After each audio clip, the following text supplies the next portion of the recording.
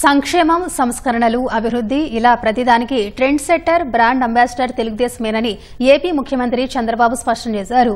గత ప్రభుత్వ అవినీతిపై చర్యల విషయంలో అనుమానాలు వద్దన్న ఆయన తప్పు చేసిన వారిని శిక్షించకుండా వదిలిపెట్టబోమని తేల్చి చెప్పారు.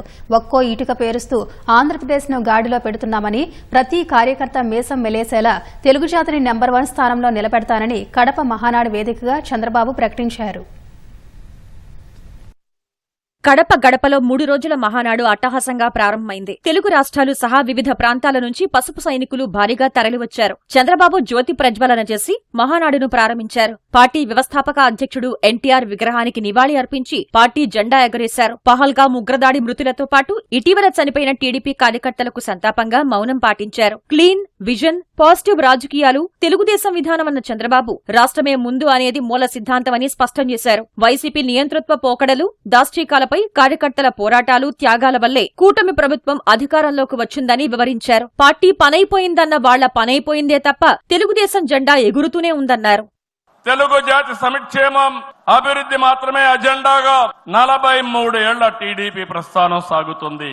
నీతి, నిజాయితీ రాజకీయాలు చేస్తాం. ఒక విజన్ తో పనిచేస్తాం. పాజిటివ్ పాలిటిక్స్ తో రాజకీయాల్లో విలువలు పెంచిన ఏకైక పార్టీ తెలుగుదేశం పార్టీ. నేడు తెలుగు రాష్ట్రంలో ఏ పార్టీలో చూసినా తెలుగుదేశం యూనివర్సిటీలో చదివిన విద్యార్థులే ఉన్నారంటే అది తెలుగుదేశం పార్టీ సత్తా. అవినీతిపై తెలుగుదేశానిది రాజీలేని పోరాటమన్న చంద్రబాబు ఓబుళాపురం అక్రమ మైనింగ్, రాజా ఆఫ్ కరప్షన్ అంశాల్లో టీడీపీ పోరాటం నిజమని రుజువైందన్నారు. వైసీపీ అవినీతిపై విచారణ కాస్త ఆలస్యమైనా తప్పు చేసిన వారికి శిక్ష తప్పదని తేల్చి చెప్పారు. ఎన్నికల్లో మనల్ని గెలిపించి అవినీతి పాలకుల్ని ప్రజలు తరిమేశారు.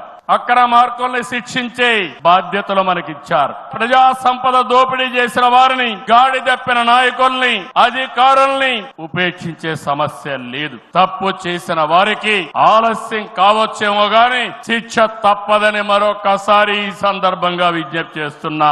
జాతీయ స్థాయిలో కేంద్ర ప్రభుత్వాలు తీసుకున్న అనేక నిర్ణయాల్లో తెలుగుదేశం పార్టీ కీలక పాత్ర పోషించింది. What AP thinks today, India thinks tomorrow అనేది అనేక సార్లు ప్రూవ్ అయింది. ఈ ప్రయాణం మరింత గొప్పగా సాగాలి. ప్రస్తుత టెక్నాలజీ యుగంలో ప్రజల అవసరాలకు అనుగుణంగా పార్టీ విధానాల్లో నూతనత్వాన్ని తీసుకొద్దాం. ఎన్ని ఆర్థిక ఇబ్బందులున్నా ఆగస్టు 15 నుంచి మహిళలకు ఉచిత ప్రయాణం అమలు చేస్తామన్నారు. సమర్థ నాయకత్వాన్ని ఇంకా పెంచుకోవాలన్న చంద్రబాబు చిట్ట చివరి కార్యకర్తకు కూడా న్యాయం జరిగేలా పొలిటికల్ గవర్నెన్స్ అందిస్తామని హామీ ఇచ్చారు.